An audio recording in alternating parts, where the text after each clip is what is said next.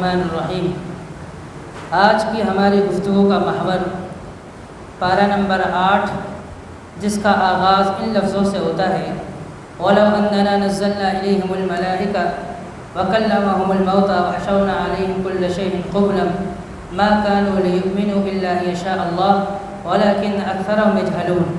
اور اختتام ان لفظوں سے ہوا وَإِنْ كَانَتْ طَائِفَةٌ مِّنْكُمْ آمَنُوا بِالَّذِي أُرْسِلْتُ بِهِ وَطَائِفَةٌ لَمْ يُؤْمِنُوا فَاصْبِرُوا حَتَّى يَحْكُمَ اللَّهُ بَيْنَنَا وَهُوَ خَيْرُ الْحَاكِمِينَ۔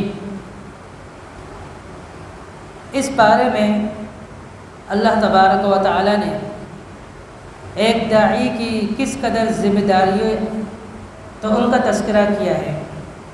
اس بارے میں اللہ تبارک و تعالی نے ایک داعی کی کس قدر ذمہ داریاں ہیں تو اس کی ذمہ داریوں کا تذکرہ کیا ہے۔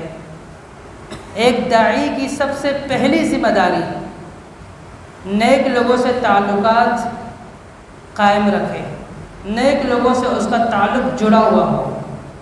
ایک داعی کے لیے لازم ہے کہ تعلقات نیک لوگوں سے وابستہ رکھے تاکہ اس کی تربیت اچھی ہو۔ ایسا نہیں کہ وہ داعی ہے، لوگوں کی تربیت کرتا رہتا ہے اور اس کا تعلق برے لوگوں کے ساتھ ہے اور اس کی اپنی تربیت خراب ہو جائے۔ سورہ انعام آیت نمبر 112 میں ارشاد ربانی ہے وَكَذَلِكَ جَعَلْنَا لِكُلِّ نَبِيٍّ عَدُوًّا شَيَاطِينَ الْإِنسِ وَالْجِنِّ يُوحِي بَعْضُهُمْ إِلَى بَعْضٍ زُخْرُفَ الْقَوْلِ غُرُورًا۔ اور اسی طرح ہم نے ہر نبی کے دشمن بہت سے شیطان پیدا کیے تھے، کچھ آدمی اور کچھ جن میں سے بعضوں کو ایسی خوبصورت بات ان کے دلوں کے اندر ڈالتے تھے، ان کو وسوسات میں مبتلا کرتے تھے۔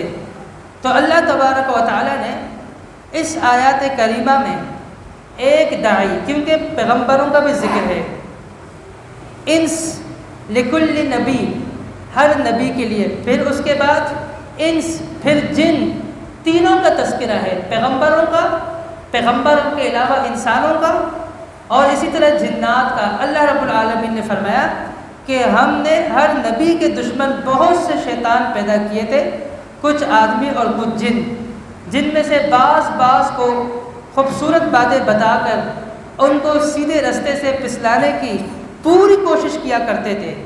تو ایک داعی کے لیے ضروری ہے، اس کے لیے لازم ہے کہ اس کے تعلقات نیک لوگوں کے ساتھ ہو۔ نمبر 2، دوسری ذمہ داری جو ایک داعی کے لیے ہے وہ یہ ہے کہ تعداد کو نہیں بلکہ معیار کو دیکھے۔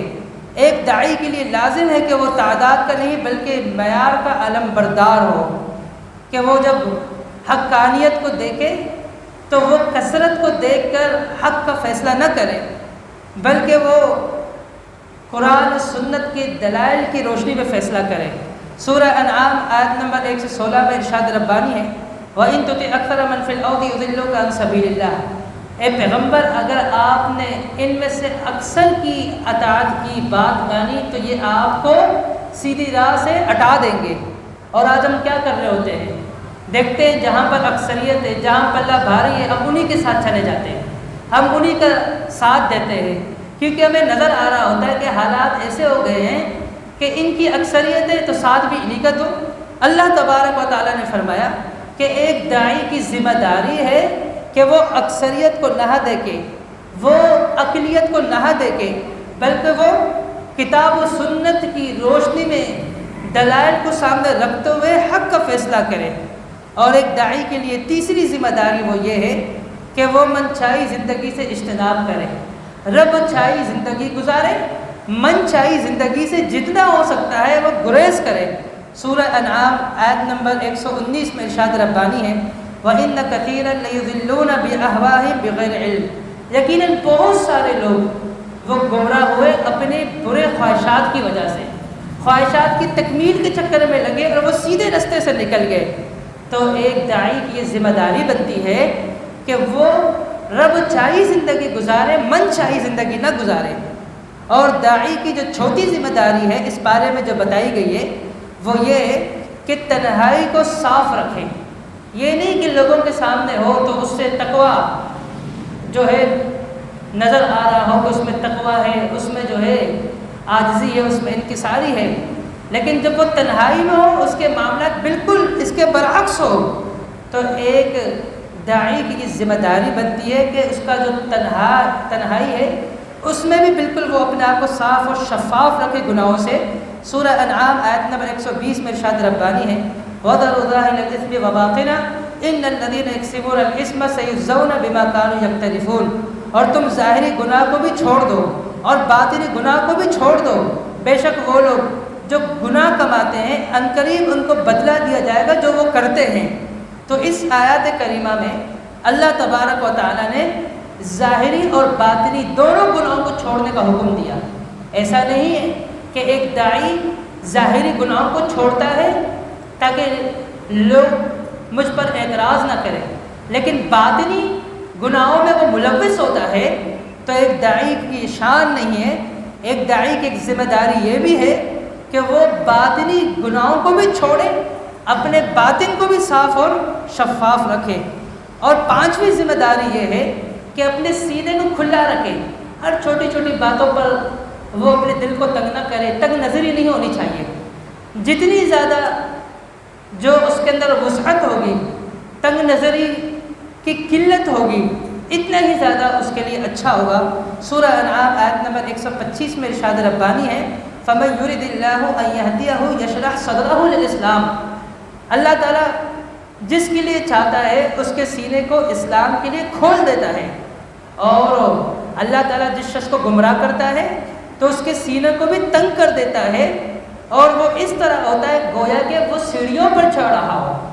آپ دیکھتے ہو جس کا وزن زیادہ ہو وہ سیڑھیوں پر چڑھتے ہوئے کتنی مشکلات کا شکار ہوتا ہے، اس کا سانس پھول رہا ہوتا ہے، اس کی آوازیں نکل رہی ہوتی ہے، وہ اپنے گھٹنے پکڑ رہا ہوتا ہے، وہ سیڑھی کے کنارے کو یا پیپ یا کچھ بھی ہو بطور سہارا اس کو پکڑنے کی کوشش کرتا ہے، کہیں میں ریورس نہ ہو جاؤں، کہیں میں پیچھے گر نہ جاؤں، تو کتنی مشکلات کا شکار ہوتا ہے۔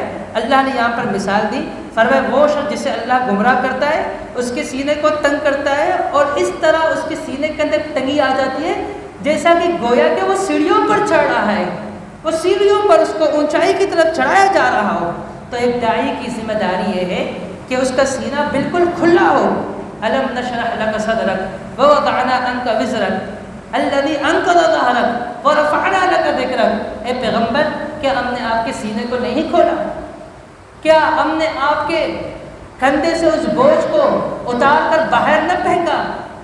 وَرَفَعْنَا لَكَ ذِكْرَكَ، کیا ہم نے آپ کو ذکر کو بلند تر نہیں کیا؟ تو ذکر کب بلند ہوا؟ آپ کا مقام و مرتبہ کب بلند ہوا؟ جب آپ کا سینہ کشادہ ہوا۔ تو سینہ کشادہ ہونا ایک داعی کے لیے انتہائی ضروری ہے۔ چھٹی ذمہ داری رب کی نافرمانی کے انجام سے ڈرتا رہے۔ ایک داعی کے لیے لازم ہے وہ حکمت کے ساتھ رب کی نافرمانی کے انجام سے ڈرتا رہے۔ سورہ انعام آیت نمبر 135 میں ارشاد ربانی ہے قُلْ يَا قَوْمِ اعْمَلُوا عَلَىٰ مَكَانَتِكُمْ إِنِّي عَامِلٌ فَسَوْفَ تَعْلَمُونَ مَن تَكُونُ لَهُ عَاقِبَةُ الدَّارِ إِنَّهُ لَا يُفْلِحُ الظَّالِمُونَ، پیغمبر کہہ دیجئے اے میری قوم تم اپنے جگہ پر تم عمل کرو، بے شک میں بھی عمل کرنے والا ہوں، عنقریب تم جان لو گے کہ کس کے لیے انجام اچھا ہے اور کس کا انجام برا ہے، اور بے شک ظالم کبھی بھی فلاح نہیں پائیں گے۔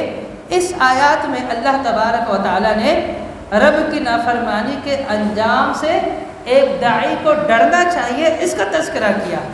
ساتویں ذمہ داری شیطان کی بجائے رحمان کا ہو، شیطان کا بجائے رحمان کا ہو کر زندگی گزارنے والا ہو اور رب کی دین کی دعوت دینے والا ہو۔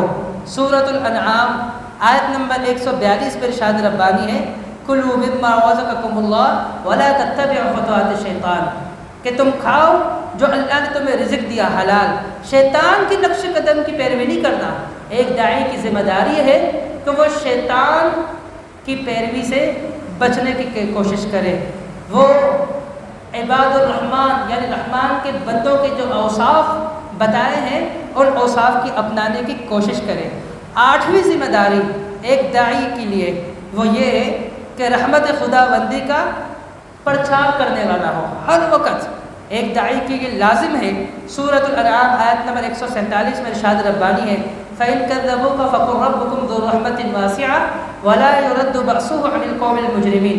پیغمبر اگر وہ آپ کو جھٹلا دے آپ ان سے کہہ دو اللہ کی رحمت بہت ہی وسیع ہے، تم مجھے جھٹلاتے ہو کوئی مسئلہ نہیں، رب کی رحمت بہت وسیع ہے، وَلَا يُرَدُّ بَأْسُهُ عَنِ الْقَوْمِ الْمُجْرِمِينَ، لیکن اللہ رب العالمین مجرم قوم سے اپنے عذاب کو واپس نہیں کرتا۔